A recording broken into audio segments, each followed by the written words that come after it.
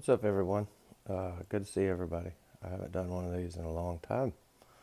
Not even sure what I'm going to say, but the inspiration came to sit and do a video. I hope that we are all well and good. Um, I know that one of the last videos I did, I was talking about things that were happening in the world. The major earth changes, possibilities of war, and now there is all that's going on, more so, uh, which can make our job even more difficult here. Um, as those who actually watch these videos know, that I try to elaborate on something we coined non-duality. And the idea of non-duality is basically the root for all religions, you know. And non-duality means two. It's very simple. I've said this often. It means not to. I've said this often in videos. And the world we live in, and through our senses, we see that it seems like there are many things, many parts, many pieces. And for all intents and purposes in our day-to-day work, there are. And behind the world of forms, there is an underlying oneness, for lack of a better word. Now, most of us, I know for myself, I can't say for most of us, for myself, for years I did not see the world as one. It was many, and I still have to operate within those bounds seemingly, but I don't really choose to. I don't really have to figure anything out. I don't really have to think about what to do next or where I'm going or how much money I have in my pocket, or what are my dreams, or accomplishing things or competing against people. And these were common things or themes that I had in my life prior to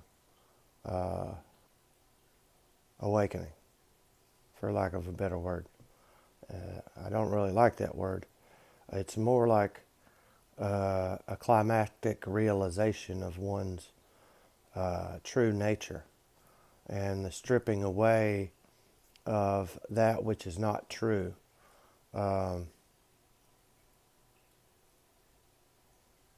Jesus keeps coming to mind here, in the sense that he expressed in words a definite roadmap, or a great pointing to this reality. Christianity speaks of the Holy Spirit, and Native Americans talk of the Great Spirit. Lao Tzu wrote the Tao Te Ching, speaks of the Tao. All of these words used represent this underlying truth of oneness or non-duality. And, Jesus would say things like, I and the Father are one. I am in He, and He is in I. So shall you be in I, and I in you. And that bunch of words, or point to this underlying oneness. And I truly, not so much believe, but have experienced that what he was saying was factual, 100%. I think the message gets lost, in a sense, in churches, because it seems that our modern churches are more focused on, let's say, the doctrines of the different Christian sects. And I have nothing against anybody, any religion, anything. I mean, that's how I found truth. I started in a Second Baptist church in a small town in Alabama. And I got dunked underwater a couple times, did the baptism, did it twice. From that standpoint, I was expecting a bright light and or a complete revelation or change of my character or my inner dynamic, because as this person, I was born in as a depressive, even at a young age, anxiety ridden, full of fear, sad. Do I experience those things today? Not so much, not at all, really. I do experience an overwhelming sense of peace. And that's also a promise that Jesus spoke about, that you would get peace beyond understanding. He spoke about inner gifts that we would attain. He said himself, the things I do not do for things that moth and rust destroy. The things I do for rewards in heaven. And then he went on to say that the kingdom of heaven is within you and it is upon you. So in saying these things, he is pointing to a course of action. He is pointing to working on oneself and going within. And from the day we're born, that's almost an impossible task, especially once you hit puberty and then you get out on your own and you've got to juggle work, school, and some people go straight to forming a family. So then you have a wife or a husband, and you may have children that you have to juggle with work. And nowadays, because of the state of our wonderful economy, both parents usually have to work, and the family units are being broken up because there's not enough time spent with each other. And also the family units are being broken up because it would seem that there are those of us who prefer to live in division rather than unity. And that, for all intents and purposes, we're exactly where we're supposed to be. I'm not judging anything. These are things you can view for yourself if you observe the world.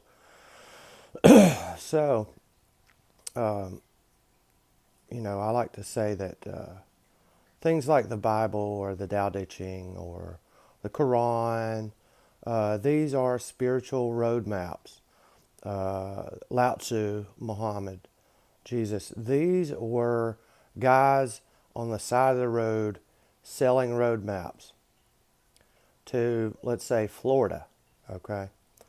And the issue with the way we form, or the way, let's say, the ego forms, or our sense of separation from the world forms, when we read these teachings or pointings or roadmaps, what happens is we can't relate to them in the right way. We can't take them as a set of directions because we are constantly trying to understand how we relate to these ancient texts that speak in languages or words that really have nothing to do or relate to today. But ultimately, they're selling roadmaps to Florida.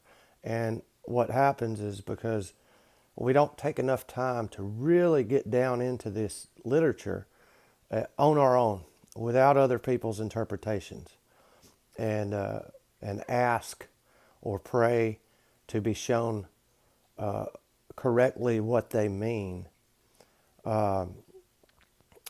We sort of just blindly accept what these teachers of these texts tell us, and that was my problem. And for years I caused many of our people to suffer from my own ignorance, forcing what I thought was the right version upon people. And as far as I can tell, there's many ways to get home as there are people. And I'll be called a blasphemer for that, I'm sure. But we tend to worship the book or the map, or we worship the person the guy selling the map, instead of following the map to Florida. And Florida is a real place. And I'm not talking about the state. I'm talking about the state of mind. There are two states of perception. One is what in Christianity they would say in bondage to sin. And even our ideas of sin are not necessarily correct. We think of sin as a set of moral issues or guides. But then also, the Bible talks about the fruits of the Spirit.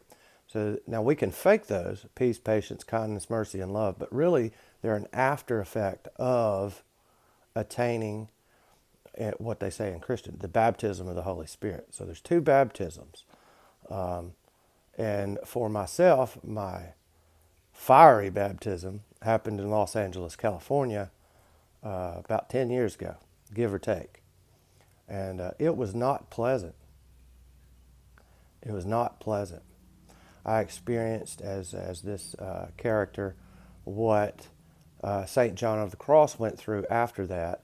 It was the dark night of the soul. And the dark night of the soul is the stripping away in your internal world, or what seems to be your internal world, of all untruth, all things that divide ourself against ourself and others. And so that dark night of the soul is almost a mourning of the loss of one's ego, one's story, one's character, and seeing through it. And then there is weeping and gnashing of teeth, I tell you, because we have to see in that, or for me, maybe it'll be gentler for others, but for me, I had to see the wrong of all my ways.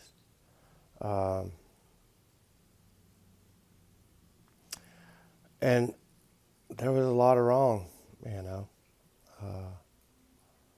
I had forced my will on many people, and not physically. I mean, never harmed anybody physically.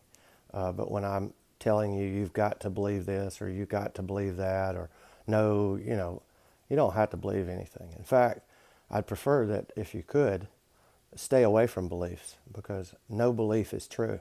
It's in your head. It has nothing to do with reality. Nothing.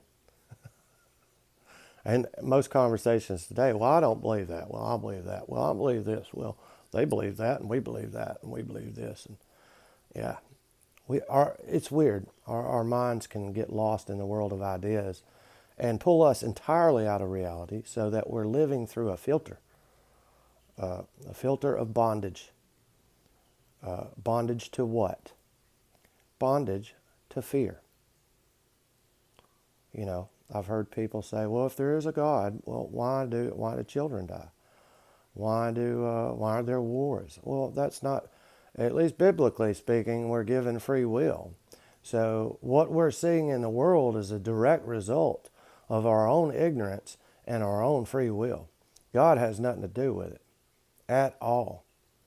It is because of our misperception of reality. The world that we see seemingly outside of us is just a reflection of what's going on within us in our, you could say, global consciousness, right? And so if we want to see wars stop in the world, if we want to see heaven and earth become one, it is up to every single one of us to go within and remove the garbage. To drop the bag of rocks, as this guy's book I read one time is called, Drop the Bag of Rocks. Anyway, the work is easier if you've got somebody that's been through it and can guide you.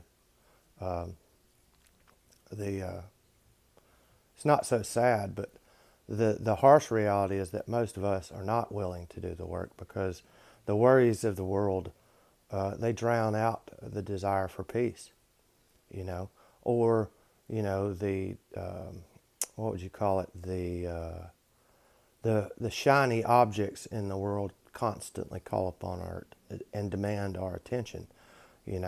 We see people who on TV who have all this nice shiny stuff, and they got lots of dollar bills in their pockets, and um, good for them. Hey, that's great. You know, they got fancy cars and big houses, and good for them. My question is, do they have peace? It's that simple. Um, you know, do they have inner peace? Peace in their mind and peace in their heart. And if they do, great, no problem. But most of us don't have that kind of dollar bills in our pocket, and so we're in this constant struggle to catch up with other people, even our neighbors. You know, I've seen it. You know, maybe it's just in acts of kindness. You know, we're trying to run around and outdo everybody else's good, and that in itself can cause a lot of trouble. In fact, most of the people that do good from, say, a not from a dualistic state actually create more not good than they create good. Um, and I know this from my own experience.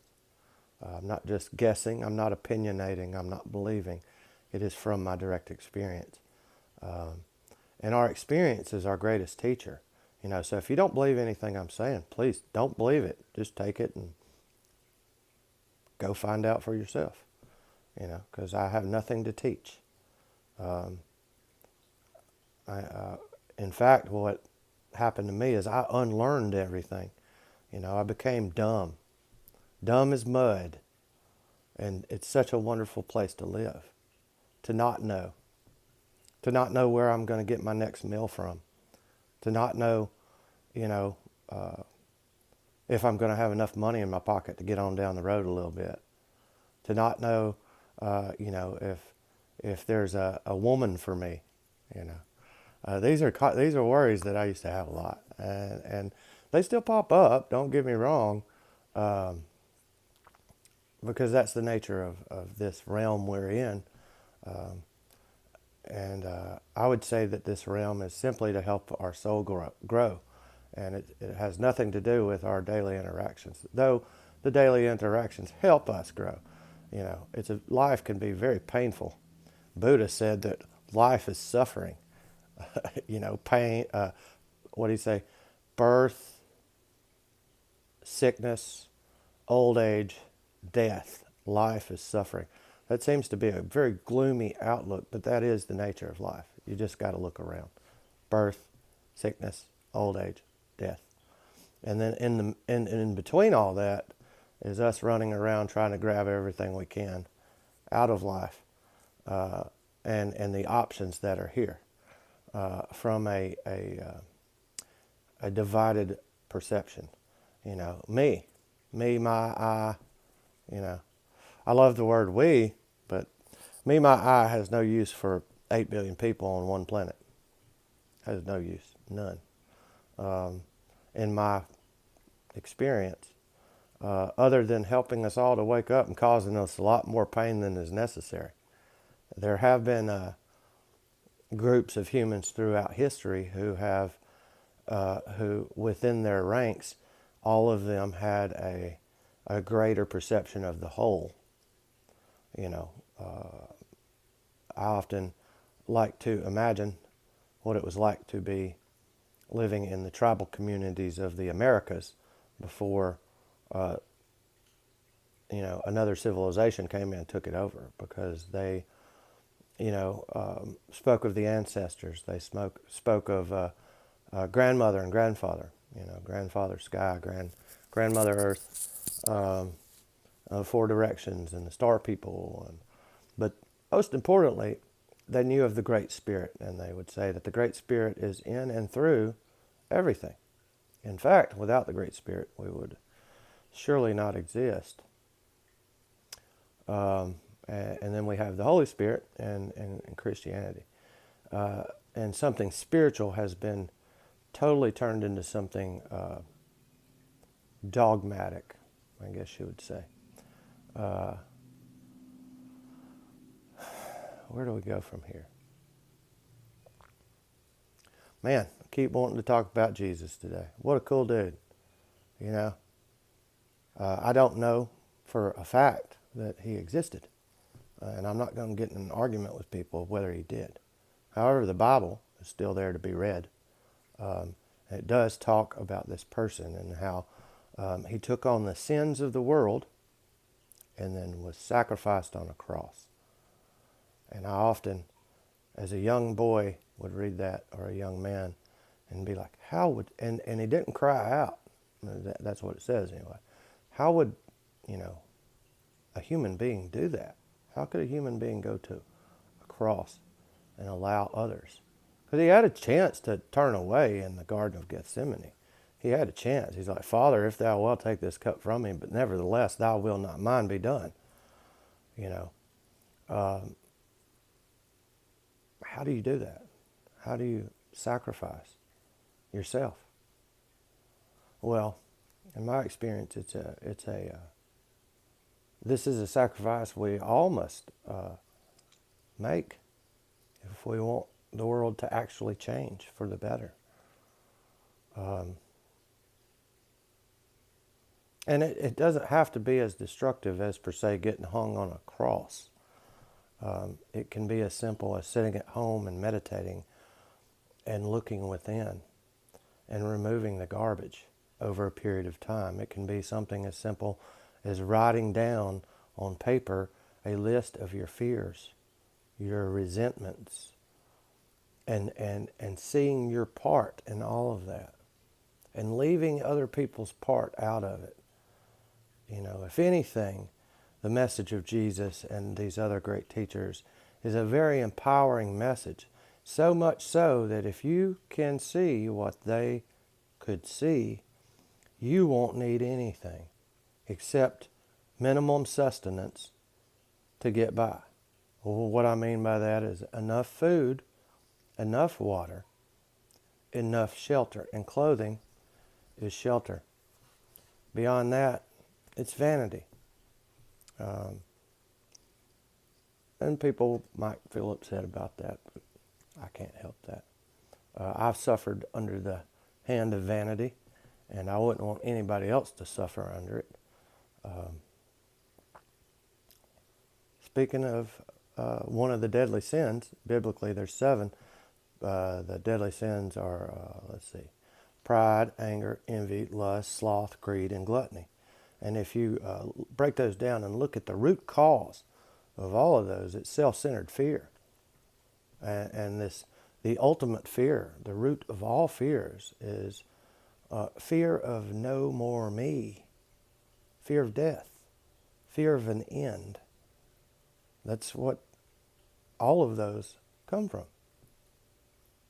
Fear of no more me, the worst fear on the planet. If you're afraid of spiders, why? They might kill you. Are you afraid of snakes? Why? They might kill you. Are you afraid of losing your home? Why? Well, you might die out there in the elements. Are you afraid of another person? Why? They might kill you. They might take away you. Well, the funny thing is there's only an illusion of me anyway.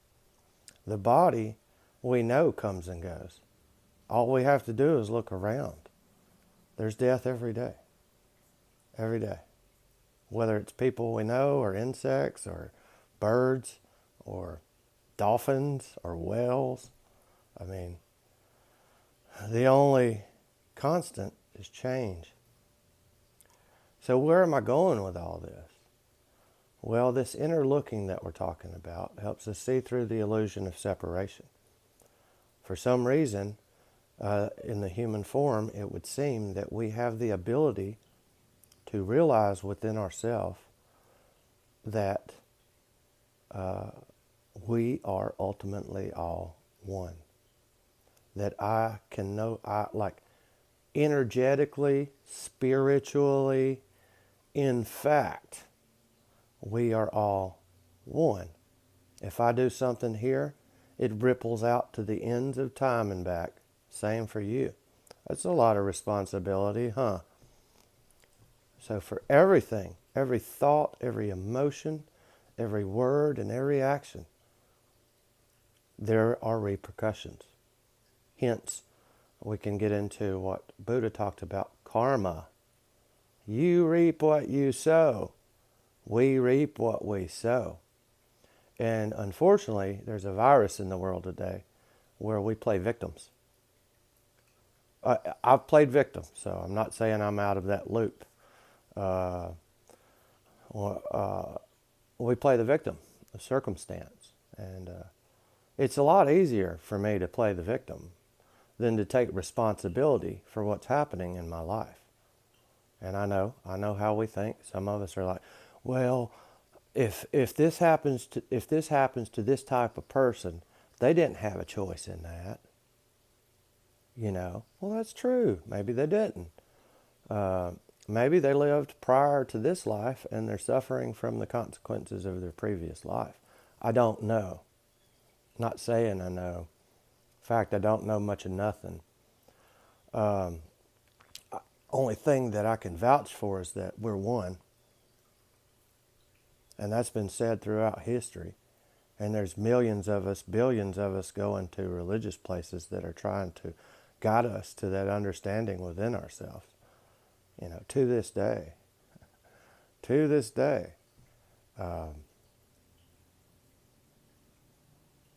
And my only hope in putting these videos out is peace.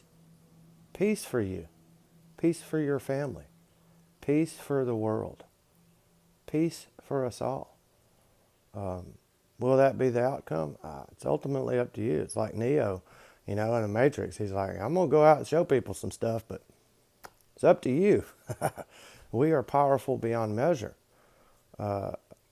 So if you're watching television or the media and you're seeing these scary things come on there, and your first thought or the words out of your mouth is, well, those people over there, if they would just blah, blah, blah, or, anything like that, where you're giving your power away by playing the victim and blaming others, please stop and maybe see what you can do to make the world a better place. The main thing we can do, in my experience, and you don't have to do it, you don't have to believe anything I say, is wake up. Come out of the cave of your own mind. Stop living in darkness.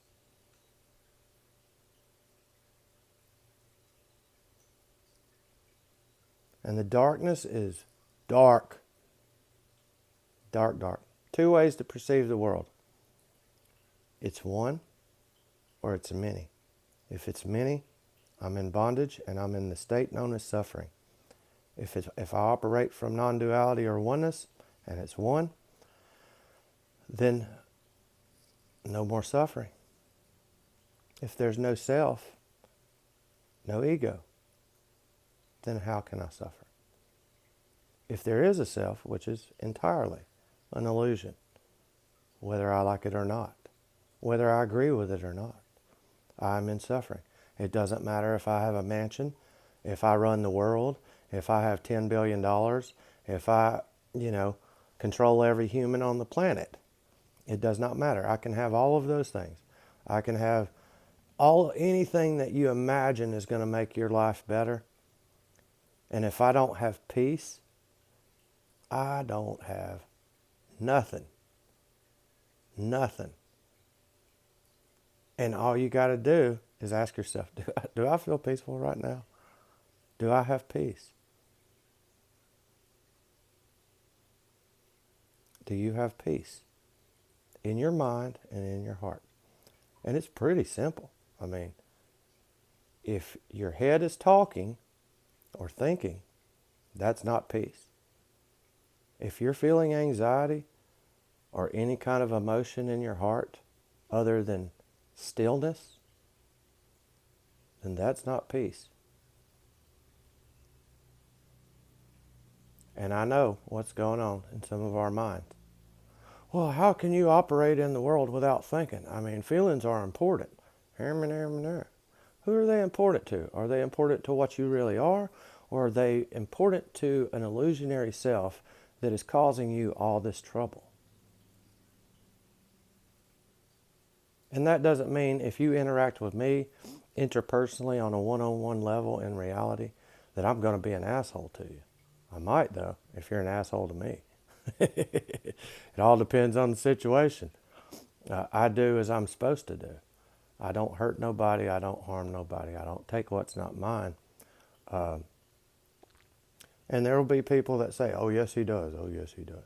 I can tell you, yes, perhaps in my past when I was operating from a self-centered, fear-based, illusionary persona, yes, I caused a lot of harm. And these videos are my way of paying off my karmic debt. It's what I owe the spirit. It's what I owe the world for the harm I caused in my life, living under fear and delusion, biblically speaking. I mean, we seem to be in a time where the book of Revelation in the Bible is coming true. Or not just that. I mean, if you study prophecy to any degree, you know, we've got Nostradamus, we've got Edgar Cayce, we've got Native American Hopi prophecies and other prophecies that are out there, and they talk about this cataclysmic, it's not so much the end of the world, it's the end of the old way and the beginning of a new way. And so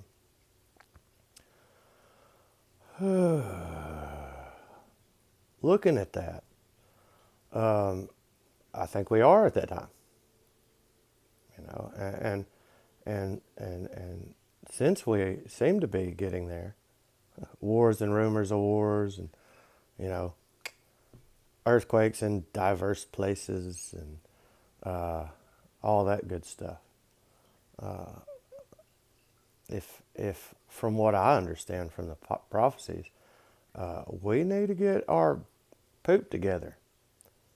We need to get this show on the road. And the only way we can do that is the way that these other people throughout history did it, you know. Jesus went to the desert. He went away by himself for 40 days. Now, I don't know if 40 matters, but getting away from all the hubbub of society and writing is a great, great thing. You know, cutting your phone off, leaving all the technology around, it's a great, great thing. I'm not saying you have to do it forever. I mean, I'm using my iPhone right now, so I'm writing a book. I'm doing it on a computer. A Buddha, he went and sat under a tree by himself for a while. Because this is interpersonal work. You know, you can only do this work with yourself, by yourself, and you can have people there to guide you, but only you can free you. And biblically speaking, it says in the Bible, each person works out their own salvation. Faith without works is dead. So I can believe that that there is a Savior. And I can believe that because of what they've done, they've saved me. And I will tell you, just because of what Jesus done, we've got the Bible today.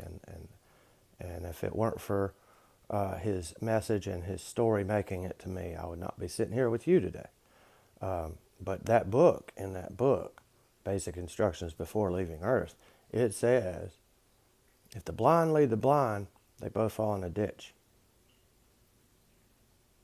You know, if somebody's talking to me and telling me what I should believe or not believe, I need to question that. I need to question whether they can see clearly. And do they hear correctly? That's another verse that Jesus said. Many have eyes, but they don't see. Many have ears, but they don't hear.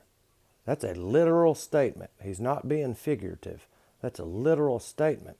If I'm in bondage to the flesh, the fear-based nature, the animal nature, the beast nature, the flesh, the instincts, if I'm in bondage to them and they control my actions, then I am lost.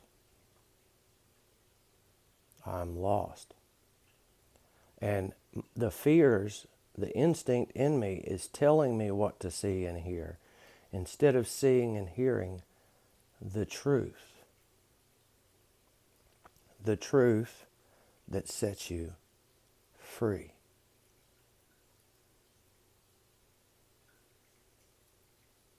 And the only gift that I have seen promised in that New Testament in the Bible is peace beyond understanding. That is peace beyond thought. My thinking mind, can't understand it. That means I have to stop thinking to attain this peace and re-enter the garden that is here now, the kingdom of heaven that is within you and upon you right now, in this very second. What is hell? Let's talk about that a minute. That's scary, right?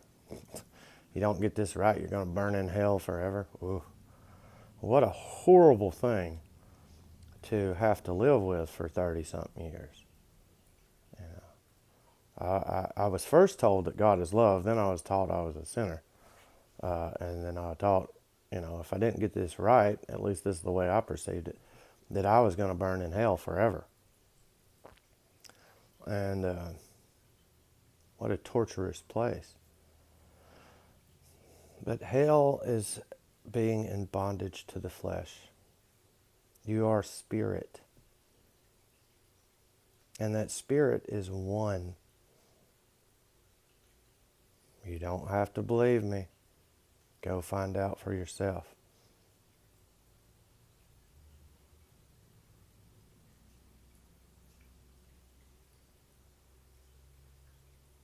So, I will end this with this. 2 states of perception. Suffering, which is being in bondage to the flesh nature, which is instincts and fear. Or non-suffering, non-duality. Also suffering is separation. And then non-duality, breaking through that bondage by going within and finding the kingdom within yourself, by getting rid of all that is not true. And I will say, here's a great measuring stick. I love the golden rule. The golden rule is do unto others as you would have them do unto you. Do not do unto others as you would not have them done unto you. Right? It's a pretty simple rule. Jesus was asked, what does a man have to do to enter heaven? Well, love the Lord your God with their heart, soul, strength, and might. Love thy neighbor as thyself. Literally. And if you want to know how your actions are affecting your neighbor, your eyes have to be open. Because many times in my past, I thought I was doing good to somebody, when in fact I was irritating them, I was bothering them, or by helping them, I caused them to continue in ways that were harmful to themselves and others. So, it would be in thought, word, and deed that we must do unto others as we have done unto us. How does a child learn? Sometimes by example, but most of the time by falling down and getting up again. And for some reason, our human or the fleshly arrogance and pride and instinct makes us think that we're somehow different, or we're somehow special, that we don't have to do things the way that wise people of old guided us to do. They're trying to save us trouble. They're trying to save us heartache. They're trying to save us suffering. And the only thing I can personally practice on a daily basis to continue learning and not stop, to continue growing and not stop growing, is to practice humility. And what is humility? Being okay with the fact that I don't know.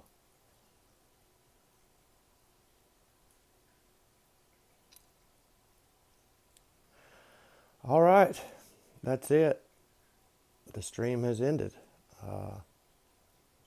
Peace to you all. Peace to the world. Peace to the universe. Peace to the spirit. And yeah, y'all have a good day now.